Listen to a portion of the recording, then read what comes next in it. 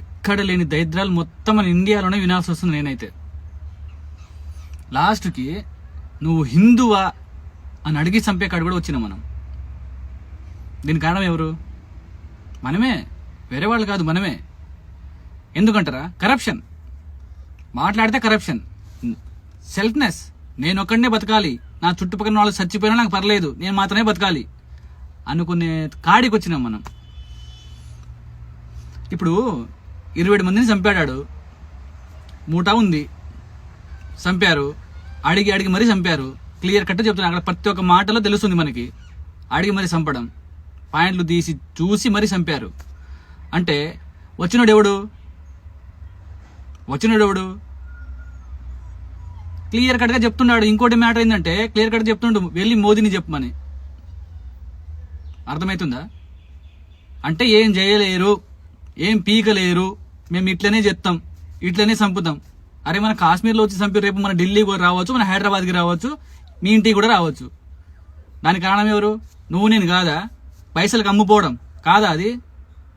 అరే ఆడదాకేందుకు, రేపు నీకు 10 లక్షలు ఇస్తాం, మీ అమ్మని చంపేయమంటే చంపేస్తావు నువ్వు, అంతేగా. ఛా, ఈ ఇంకా ఎన్ని ఘోరాలు చూడాలి వస్తుందని నా మీద నాకే ఆయాసం వేస్తాను తెలుసా. పక్కనూరు నుంచి రాడు, మనలో నుంచే వస్తాడు. వాళ్ళు మన పాకిస్తాన్ నుంచి వచ్చిర్రా మనకి చంపడానికి? ఏం మా గేట్లు లేవా? మేము లేమా ఆడ? మేము కాపులు కాస్తున్నాంగా. ఎక్కడి నుంచి వచ్చినాడు?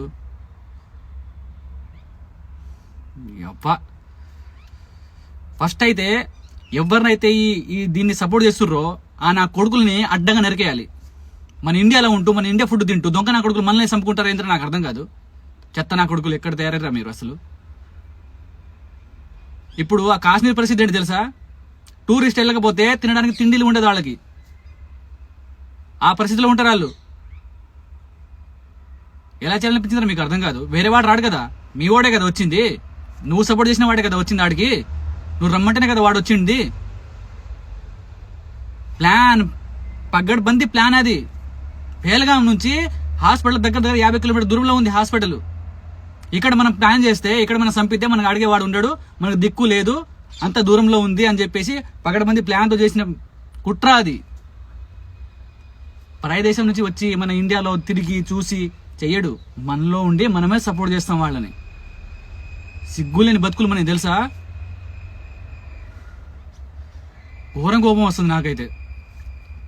వీడియో చేద్దాం అని చెప్పేసి నేను సైలెంట్గా ఉన్నా. ఎందుకులే ఇంత దారుణంగా ఒడిగడతారు, ఎందుకులే అని చెప్పేసి నేను సైలెంట్గా ఉన్నా, కానీ నా వల్ల కావట్లేదు.